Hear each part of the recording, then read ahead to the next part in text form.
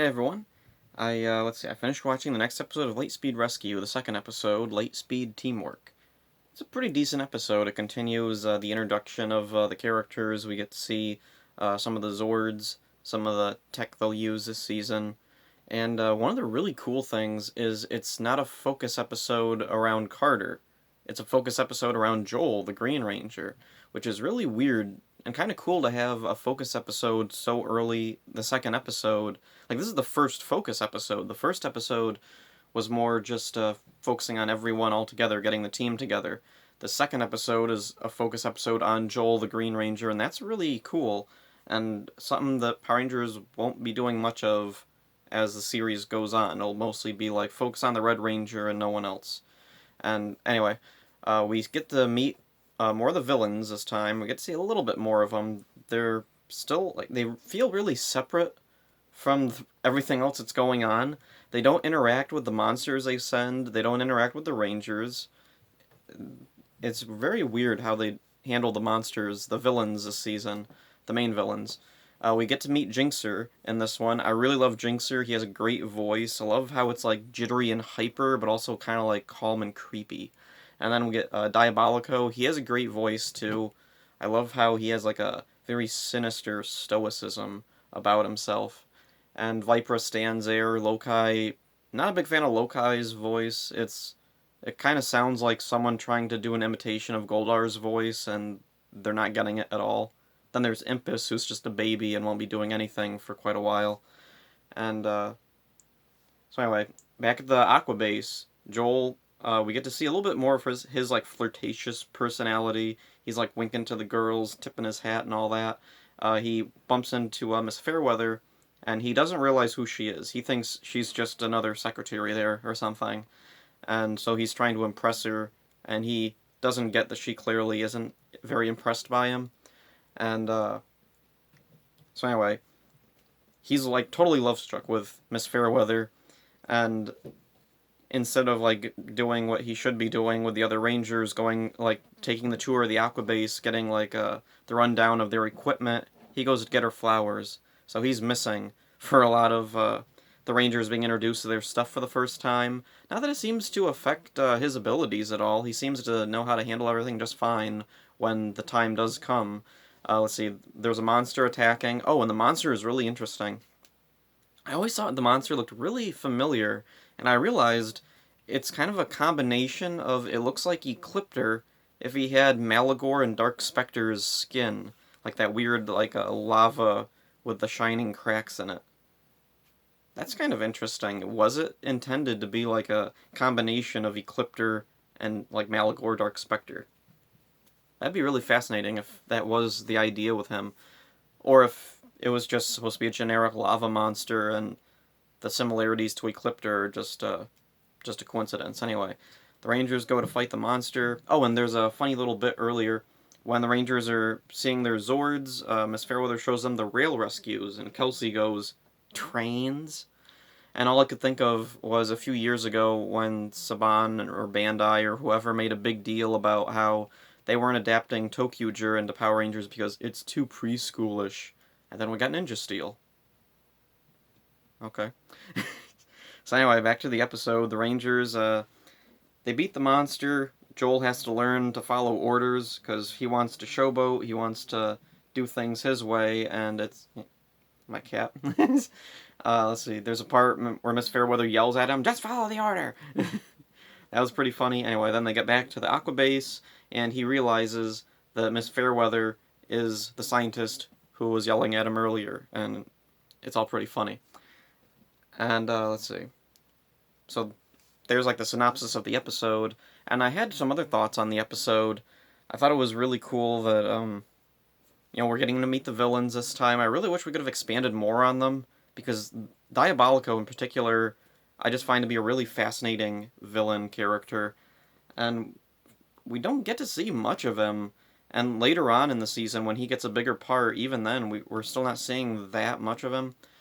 And the other thing is, I really like that Joel, the Green Ranger, gets a focus episode before anybody else. That's really unique and really cool. And the other thing that, like, that I've thought of for a long time regarding Lightspeed Rescue is the weird, like, consistency they had following Zordon's wave. And at the end of Power Rangers in Space, Zordon sacrifices his life energy to destroy all the villains within the proximity of Earth. And for some reason, of all things continuity wise in Power Rangers, that's the thing that seems to have stuck the most, other than terminology like morph and Zords. And like I wrote out a list because I'm such a big nerd of all the villains. See, so in Lightspeed, or in Lost Galaxy actually, the first season after In Space and Zordon's Wave, Drakena and Scorpius are probably in deep space, far off, like out of range of Zordon's Wave. Captain Mutiny is in another dimension. The Lightspeed demons, they're in hibernation and inactive, so they, I don't know, probably just passed over them. Time Force, the villains are from the future. Wild Force, the same as Lightspeed, the Orgs were in hibernation. In Ninja Storm, Lothor was probably off in deep space. Dino Thunder, Anton Mercer was a present threat in 2004 or whenever it was supposed to be taking place. Although Dino Thunder, my personal headcanon is that originally the series was intended to be set way off in the future, but then they changed it to being in the present, their then present. And then SPD, Grum, let's see, it's in the future, so possibly it's all in the future, but also we've seen, like in the comics, there was that story, The Trial of Astronema, where Grum, what was it, he destroyed Doggy's homeworld, like back in around Lost Galaxy Lightspeed times or something, so possibly he was off in deep space and not affected. Mystic Force, the monsters of Mystic Force are in another dimension, or way off in the past.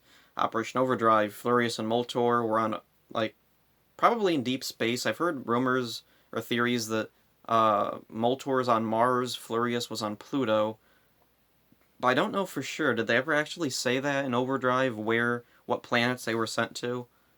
Oh, well, anyway.